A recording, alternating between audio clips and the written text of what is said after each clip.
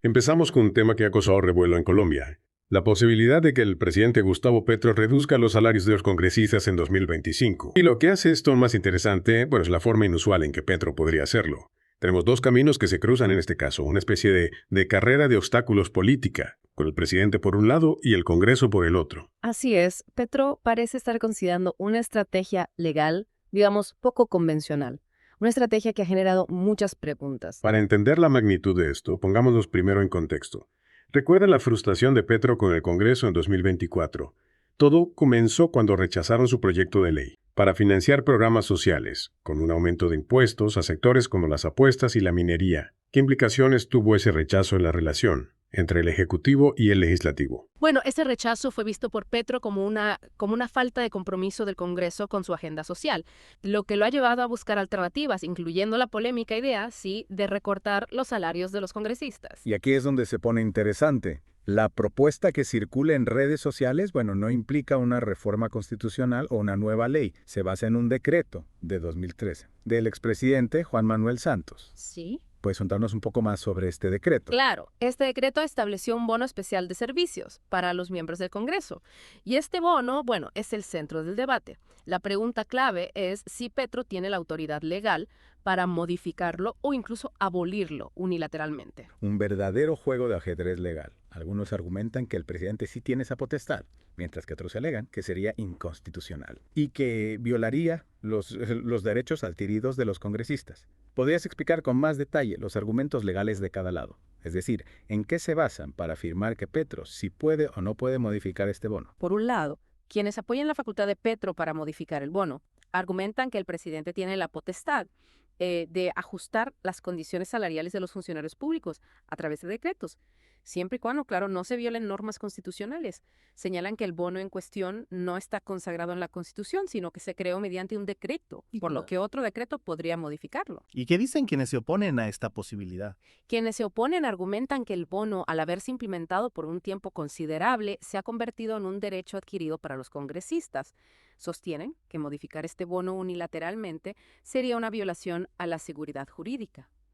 Y sentaría un precedente peligroso, ya que cualquier decreto que establezca beneficios para un grupo particular podría ser revocado sin un debido proceso legislativo. Entiendo. Es un debate complejo, con implicaciones que van más allá. Y no olvidemos el impacto financiero. Según las cifras, la reducción de los salarios podría generar un ahorro anual considerable, que podría resignarse a programas sociales u otros proyectos prioritarios del gobierno. Eso nos lleva a otra pregunta clave. ¿Cuánto dinero estamos hablando? ¿Y cuáles serían los programas sociales que podrían beneficiarse de estos recursos adicionales? Las cifras varían, pero se estima que la reducción de los salarios y la eliminación del bono podrían generar un ahorro anual de entre 50 y 100 mil millones de pesos. En cuanto a los programas sociales, Petro ha mencionado que los recursos se destinarían a programas de educación, salud y vivienda, especialmente para las poblaciones más vulnerables. Interesante.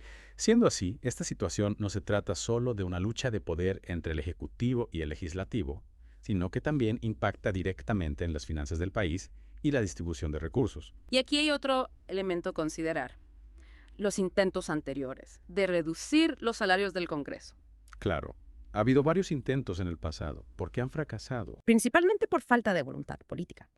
Y también por tácticas empleadas por algunos partidos para sabotear estas iniciativas. Por ejemplo, el Partido Centro Democrático ha sido acusado de usar la táctica del mico, que consiste en introducir enmiendas ocultas en los proyectos de ley para hacerlos inviables o inconstitucionales. Es decir, que el juego político ha impedido que se concreten estas reducciones salariales en el pasado. ¿Podrías darnos un ejemplo concreto de cómo se ha utilizado la táctica del mico para sabotear este tipo de iniciativas? En 2019, durante el gobierno de Iván Duque, se presentó un proyecto de ley para reducir el salario de los congresistas.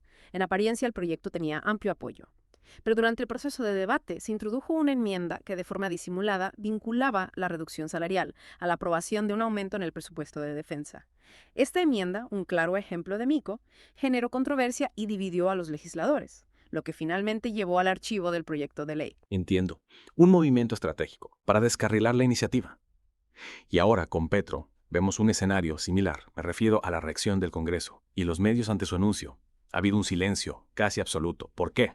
¿Qué crees que está pasando? Es una pregunta difícil de responder con certeza. Podría ser una estrategia calculada o tal vez temen una reacción pública negativa si se oponen a la medida. También es posible que estén esperando a ver qué camino toma Petro antes de definir su postura. Es como si estuvieran jugando al póker, ¿no? No las cartas del otro antes de hacer su jugada. Sí, podría decirse que sí. Y para añadir otra capa de complejidad, tenemos al senador Iván Cepeda, que está impulsando una reducción salarial por la vía legislativa tradicional, presentando un proyecto de ley para tal fin. Espera, entonces tenemos dos caminos. La posible acción ejecutiva de Petro y la iniciativa legislativa de Cepeda. ¿Cómo se relacionan estos dos caminos? Esa es la gran pregunta. Cepeda argumenta que la vía legislativa es la más legítima y transparente, mientras que algunos consideran que el decreto de Santos le da a Petro la herramienta para actuar de forma más expedita. Dos caminos, dos estrategias, un mismo objetivo. ¿Cuáles son las posibilidades reales de que el proyecto de ley de Cepeda sea aprobado? Podría afectar los planes de Petro si tiene éxito. El éxito del proyecto de Cepeda dependerá del apoyo que logre en el Congreso. Si logra un amplio consenso, podría presionar a Petro para que no utilice la vía ejecutiva. Por otro lado, si el proyecto se estanca o es rechazado, Petro podría usar eso como argumento para justificar su decisión de actuar por decreto. Definitivamente, esto se está convirtiendo en una carrera de obstáculos política, como dijimos al principio. Dos competidores buscando la misma meta, pero por caminos diferentes. Exactamente. Y solo el tiempo dirá quién llega primero, si es que alguno lo logra. Y mientras tanto, la ciudadanía observa con atención, preguntándose qué significará todo esto para el futuro de Colombia. Sin duda. Este caso nos plantea preguntas fundamentales sobre el balance de poder, la transparencia y la lucha por un país más justo. Y es que este caso en particular, más allá de la reducción salarial en sí misma, nos lleva a reflexionar sobre el balance de poder en Colombia. Tenemos a un presidente con una agenda ambiciosa, pero con un Congreso que, como hemos visto, a menudo se muestra reacio a cooperar. Exacto. Y en medio de todo esto está la ciudadanía, expectante y a la vez un poco cansada de las disputas políticas que parecen no tener fin. ¿Crees que esta jugada de Petro, con su potencial impacto social y económico, podría cambiar esa dinámica? ¿Podría ser un punto de inflexión en la relación entre el gobierno, el Congreso y la gente? Es una posibilidad.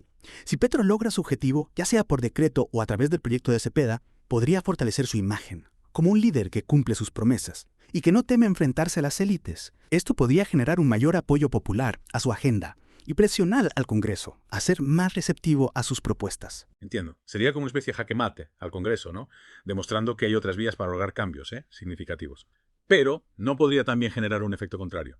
Es decir, no podría radicalizar aún más la oposición y dificultar la gobernabilidad. Claro, ese es el riesgo. Si Petro actúa de forma unilateral, sin buscar un consenso mínimo, podría ser acusado de autoritarismo y de debilitar la institucionalidad democrática. Esto podría aumentar la polarización política y generar un clima de inestabilidad. Un escenario complicado, sin duda. Y mientras tanto, los programas sociales que Petro busca financiar siguen esperando. Mencionaste que la reducción salarial podría generar un ahorro considerable, pero ¿es realmente suficiente para marcar una diferencia significativa en áreas como la educación, la salud y la vivienda? Es una buena pregunta. El ahorro generado por la reducción salarial, aunque importante, no es una solución mágica para los problemas estructurales que enfrenta Colombia en esas áreas. Se necesita una reforma integral que involucre una mayor inversión, una gestión más eficiente de los recursos y un enfoque que priorice la equidad y la inclusión social.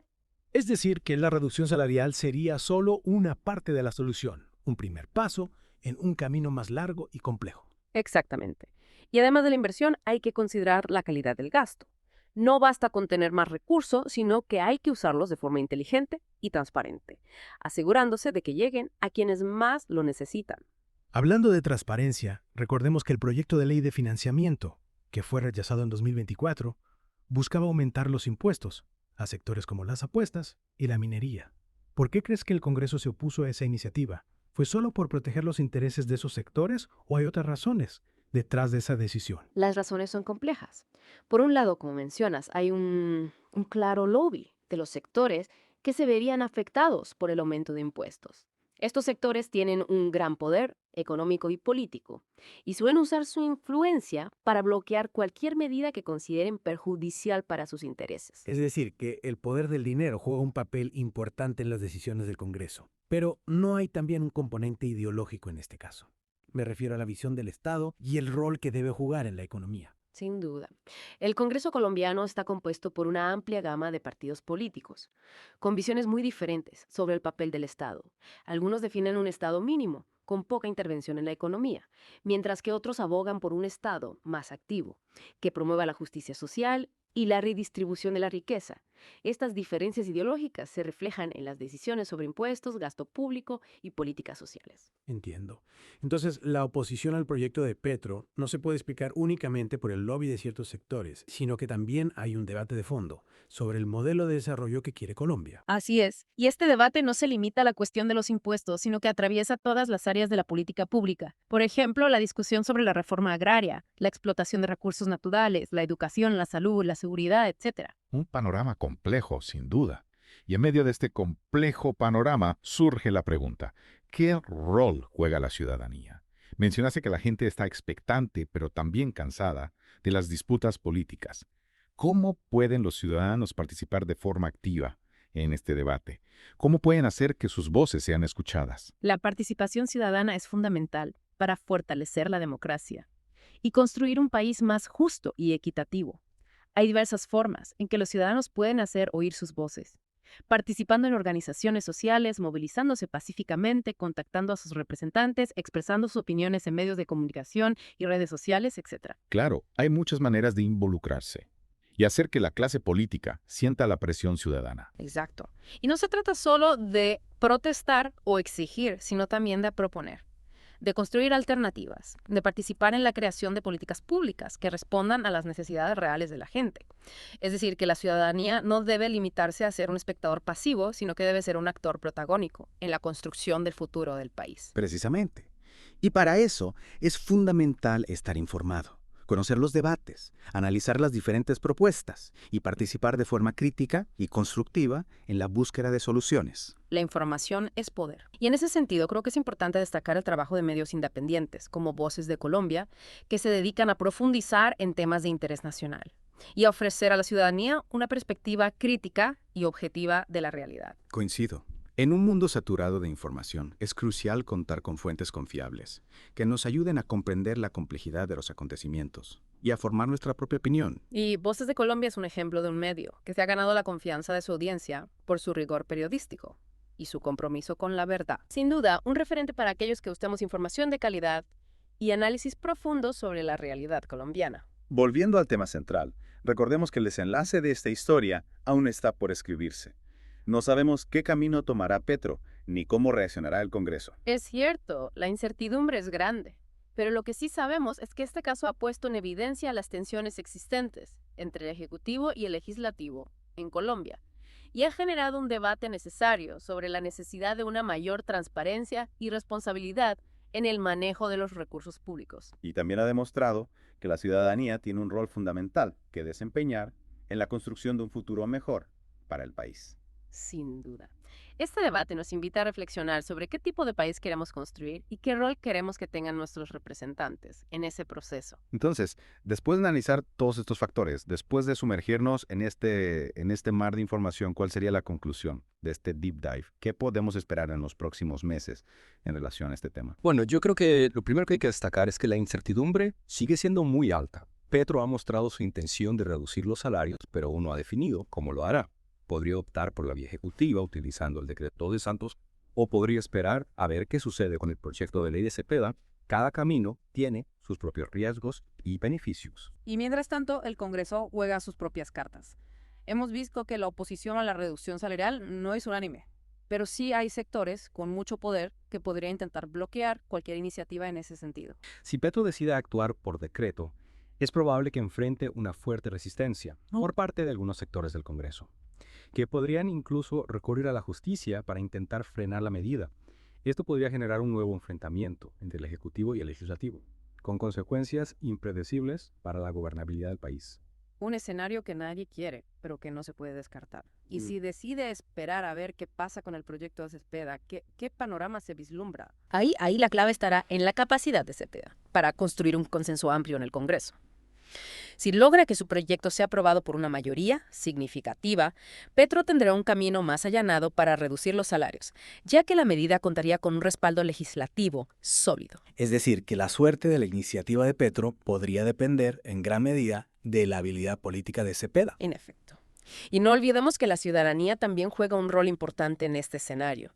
Si la gente percibe que la reducción salarial es una medida justa y necesaria, eso podría presionar al Congreso a actuar en consecuencia. Claro.